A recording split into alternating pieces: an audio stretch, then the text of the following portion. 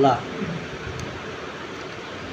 আল্লাহ তাআলা বলতেছেন কুল হুয়াল্লাহু আহাদ।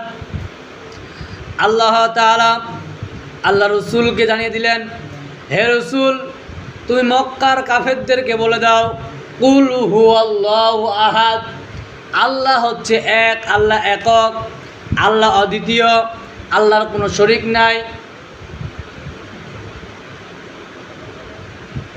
আল্লাহু সামাদ, এবং আল্লাহ হচ্ছেন এমন আল্লাহ যে আল্লাহর কাছে সবাই মুখাপেক্ষী, সবাই আল্লাহর কাছে চায়, কিন্তু আল্লাহ কারো কাছে চায় না। আল্লাহু সামাদ, লাম ইয়ালিদ ওয়া লাম ইউলাদ। হে রাসূল আপনি তাদেরকে জানিয়ে দেন আল্লাহ তাআলা কাউকে জন্ম দেয়নি এবং আল্লাহকে কেউ জন্ম দেয়নি। ওয়ালাম ইয়াকুল্লাহু কুফুয়ান আহাদ।